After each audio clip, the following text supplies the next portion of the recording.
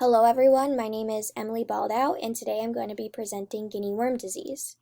So starting off with the infection process, how do you get guinea worm disease? So humans contract guinea worm disease through drinking water infested with this worm-like nematode creature called Dracunculus medinensis, D. medinensis for short. The larvae of Dracunculus medinensis, this worm, are found in these flea-like creatures in the water called copepods.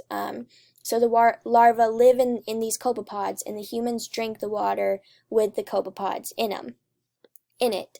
And so when the humans drink the water, the copepods die, but the larvae live, and they find their way and make their way into the intestine walls of humans, and there they grow and mature and mate. And when they mate, the male typically dies, and then the female will live. And once she is ready to release her larva, she will actually make her way through the body, typically to the lower extremities. It doesn't have to be the lower extremities, but typically to the legs or the feet. And she'll make her way there, and she'll create a blister on the skin. And once that blister ruptures, she's really ready to release her larva. But these worms really like water, and so she'll only release her larva in water. So, typically when people get this type of sore, to relieve any kind of pain, they'll put their foot in, maybe the village stream or the village pond. And by doing that, they're not aware, but they're actually letting that worm release her larva back into the stream where everyone gets their water, and so the cycle continues. So that is how one contracts it. I actually have an image of this. So here's the infected water. Humans drink it. The larvae find their way to the intestines where they grow and live, and then once they're ready to come out, the whole process is about a year. You don't really know you have guinea worm until about a year later, when that sore comes and grows and develops. So you develop that sore, and then you put your foot in that, village pond or stream where everyone gets their water, and you release that larva back into the stream. And then those larvae go to the copepods, and then the copepods are in the water that people drink, and the cycle continues. Getting a little bit more into the worm, the infectious agent. It's parasitic. It needs a host to survive. It can survive, once it's released back into the water from the human, it can survive a few days on its own, but then it does need to be picked up by the copepod to grow a little bit more before the human. So these worms are found in water. They really like stagnant water, or water that kind of sits and festers, and they're found in areas that are typically like third world countries. That there's not a lot of clean water, there's not just a lot of cleanliness in total, not a lot of sanitation. Africa probably has the most cases right now, or of recent. These larvae are very small, but when looking at them under a microscope, they just kind of look like worms. And they can survive in humans for up to a year before emerging. So they kind of grow, and they grow up actually to a meter in length, which is really long. And so that makes the extraction a lot longer and a lot more painful, and it can take up to weeks for the worm to be completely eradicated from the body. So here is a picture of those larvae. They kind of just, like I said, look like worms. They're really small.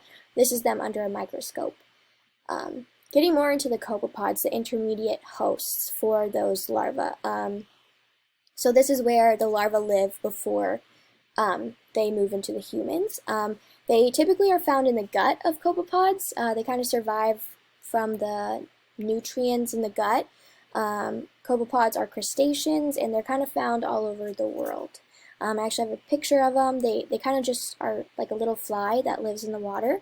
I really liked this image because you can see something growing inside of this copepod. I'm not going to say that every copepod infected with guinea worm looks like this, but I really liked that you can see a little worm or something growing inside of it. And this is what the human will drink. This is what is in the water that the human drinks to become infected with guinea worm.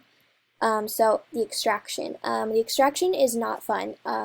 The worm, like I said before, is very long, about a meter in length, and so it takes a long time to get that entire thing out, and you typically have to take about a centimeter out at a time, because if the worm starts resisting, you have to stop, otherwise it can break, and that can cause the worm to die and decay inside of you, which can cause many more problems such as infection. So you have to be very careful when taking this worm out of someone. It needs, typically to extract it, you need water, so, you need to coax it out with a little bit of water, and then once you get the head and a little bit of the body out, you can kind of start wrapping it around a gauze or a stick or something like that. Gauze are used often because they're kind of sticky and scratchy, and they cause the nematode to stick to them, and then it also prevents the nematode from releasing its larva because it doesn't have water. But the whole process can take quite a few weeks, and it can be very debilitating. The blister itself is very painful and can cause people to not walk while it's being extracted or while it's even formed. It's a very awful process. So I have a picture of what that sore and what that worm looks like coming out of the individual. You can tell it's the lower extremity, the foot, and you can see this isn't even the full worm, and it's already pretty long in this person's hand. And this is one on the bottom of the foot. A little bit of it has already come out, but it looks very uncomfortable. So getting back kind of into the taxonomy of the worm, it's an animal, has specialized tissue, bilateral symmetry, and then it kind of follows all the way up into a nematode, or a roundworm. And then the Dracunculus medinensis family, it comes from Dracunculiasis, the family. There are two organisms very similar to GWD under this same family, Dracunculus lutri. This disease infects otters, so it's very similar to GWD, Dracunculus medinensis, but it infects otters. And then there's Dracunculus insignis, which is also very similar to GWD, but it infects wholly or partly aquatic organisms, such as dogs. So getting into GWD in animals, so this isn't to be confused with Dracunculus lutri or insignis. This is just Dracunculus medinensis, but in animals. So for a long time, they thought this disease was just for humans. It was a human-only disease. And then they started realizing that some dogs had it and some other animals had it, and then they realized that animals actually can contract it. So what they think happens is the dog or cat even will eat a fish that has these larvae inside of them. And the fish won't necessarily show any signs or symptoms or have any problems, but the dog or cat or animal will eat this fish or frog, and they'll become infected and become sick from it. So long story short, dogs and cats and animals can actually contract GWD. It is less common than humans, but it is still possible. So a little background history on GWD. There really isn't, a first reported case. It kind of dates back a really long time. So there are these things in the Bible called fiery serpents in the Old Testament that infect the Israelite children. And some people say that that is Dracunculus medinensis, GWD, that nematode.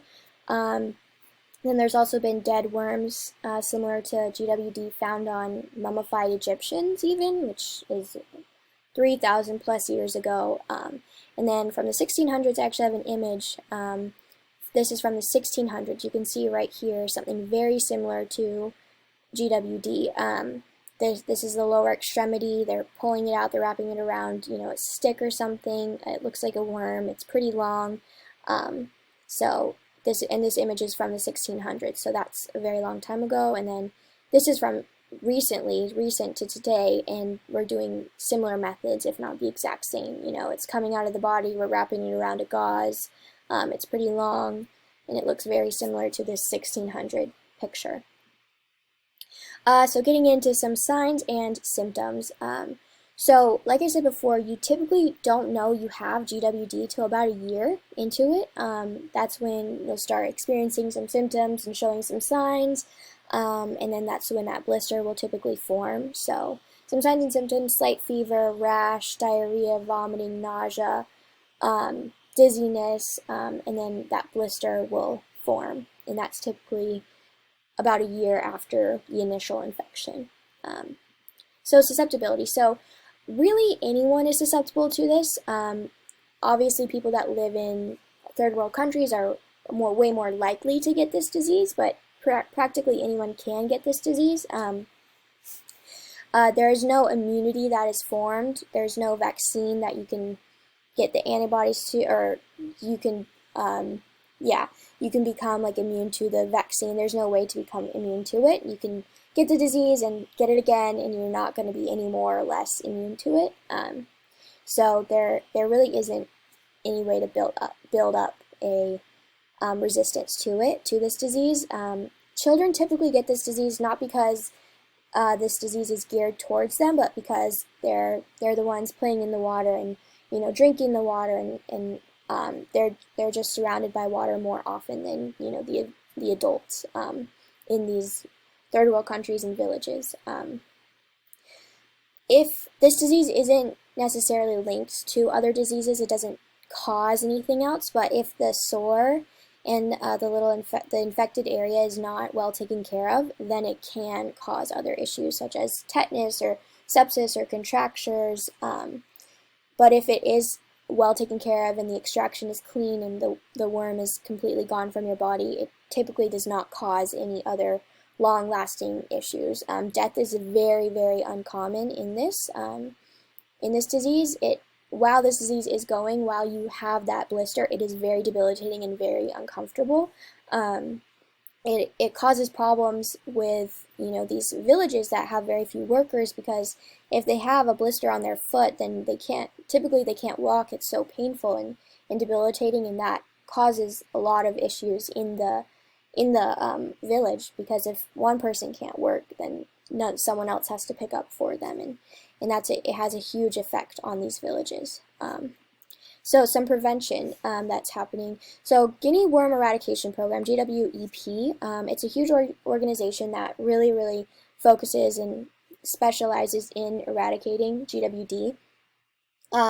They really focus on educating the villages that this disease is prevalent in. They show the villagers proper safety techniques for water and filtering, and they look at they look for vector control and killing those copepods, and they really make sure that the villagers know the areas that are safe to drink from and that are not. And so this organization is one of not the only, but it's one of the biggest and most prevalent organizations in eradicating this disease. This disease is not completely eradicated.